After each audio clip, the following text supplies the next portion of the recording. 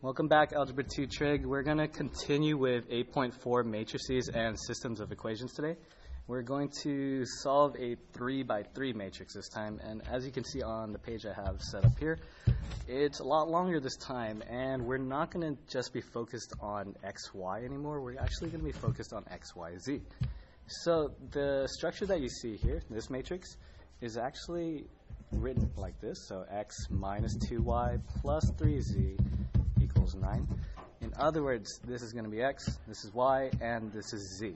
So just like yesterday where you guys were simplifying it into row echelon form where you had 1, 0 and 0, 1, today we're going to do something very similar, except my goal this time is going to be to reduce it down into 1, 0, 0, 0, 1, 0, and 0, 0, 1. Okay? And whatever numbers follow will be the answers for each respective variable. And then the top line, what we're finding is actually x. So I just wanted to clarify in the notes yesterday that whatever you have here, you're actually solving for x, because this is 1x plus 0y plus 0z equals whatever number you have. Here you have 0x plus 1y plus 0z, and again, this is the number you're solving for y. And again, 0x, 0y, plus 1z. This is the number you're solving for z. Okay? So really all we're doing is adding in an extra row, and we're going to go ahead and practice the different properties that you're allowed to use. The practice that you didn't get to really see yesterday was interchanging a row, but really all interchanging means is that you take one entire row and switch it with one of the other ones. You're allowed to do this as many times as you need to, because it really doesn't matter what order your systems are really going in. The only purpose for doing that would be to organize it in such a way that certain numbers come out a little easier, such as if this top row were in my second row and I see that it has a positive 1 and I say, hey, wait, I want that 1 in my first row. So I could have taken this one if it were in my second row and just moved it to the first and switched it with whatever was there. Okay? So unfortunately in today's example we're not going to see that, but in tomorrow's classwork you might. Okay? So the first thing that I'm going to do with this one is that I noticed I have a positive 1 here and a negative 1. My objective is really to change this negative 1 into a 0, so I'm going to add the first row with the second row. And different from yesterday, I'm going to also label every single step that I do. So here when I use R1, R2, and R3, I'm talking about the 3 separate rows. Okay? So in this one, I'm going to add the first row to the second row, and my resulting matrix will look like this. 1 plus negative 1 will come out as 0. Negative 2 plus 3 will come out as positive 1. That actually works really nicely.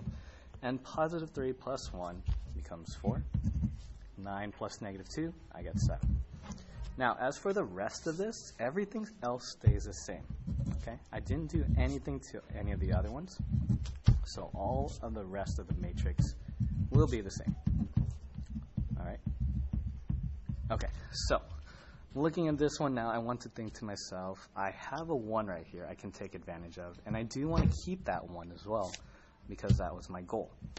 So looking here, I want this one to become a 0, so I think it will be a good idea to multiply row 1 by, actually, let's see, I could do, I'm going to go ahead and do this actually. I'm going to multiply row 2 times positive 2. And actually, no. First off, I want to get rid of this one. So the way I approach matrices is that I always try to clear off this first column. It makes it easier for me. You guys might see a different step that you want to do, but I'm going to go ahead and go back to this one. So I'm going to multiply row 1 with a positive or negative 2 now.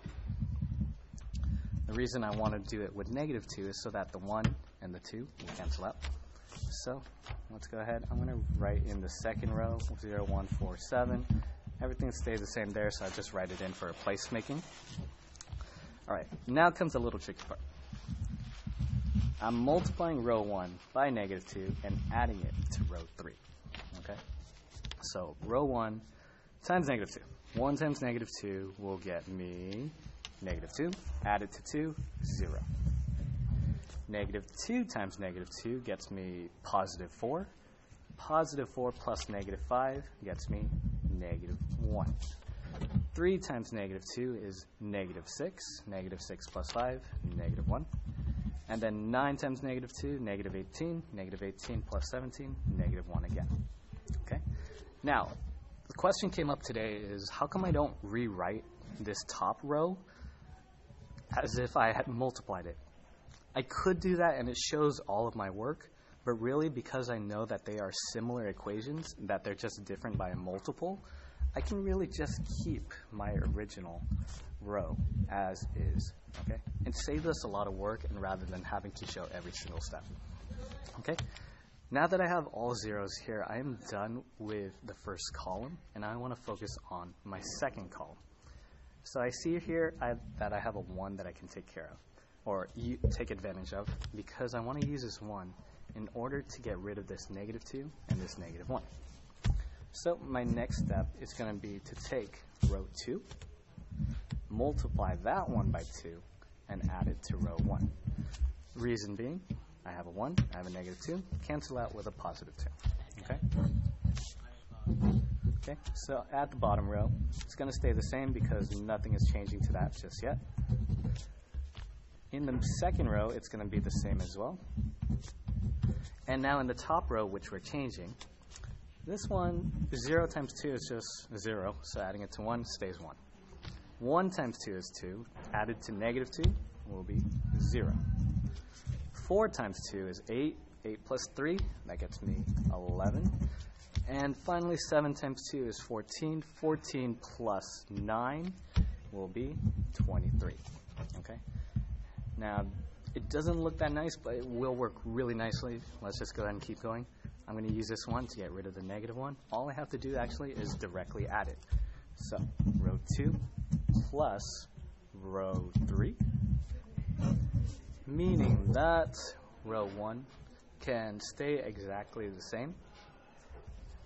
So I'm going to have 1, 0, 11, and 23. 0, 1, 4, and 7.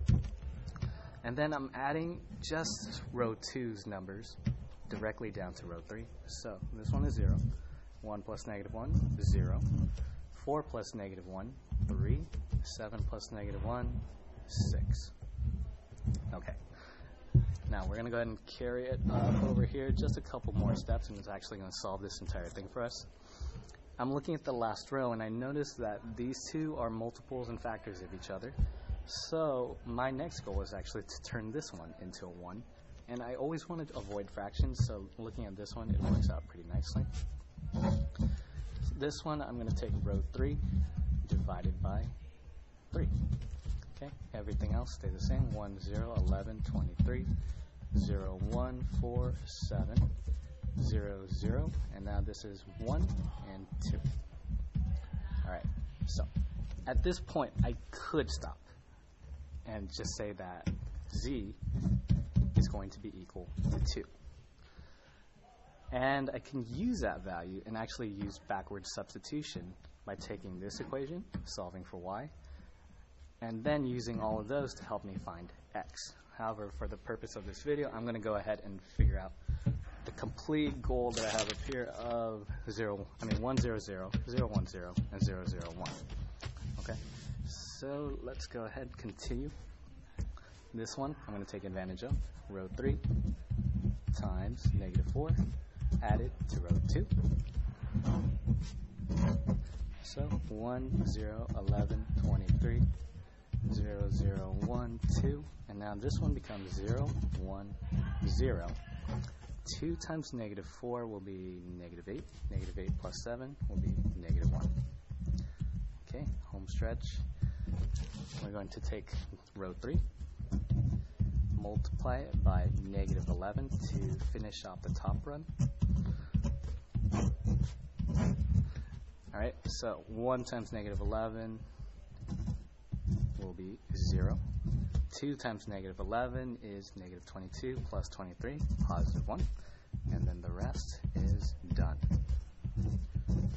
Okay, that took a while, but by doing so, we actually completed the whole row echelon in about, let's say, 1, 2, 3, 4, 5, 6, 7 steps. And through this, we find out that x is going to be 1, y is going to be negative 1, and z is equal to 2. All right, so that's quite a bit, but hopefully everything makes sense at this point after you've practiced with a 2x2 matrix. And now we're going to go ahead and move into this section with the 3x3 matrix. Okay, so replay any part of the video you need. Go ahead and move on to the Google form. You only have one question, but it will probably be similar to this one. Okay, so have fun with it.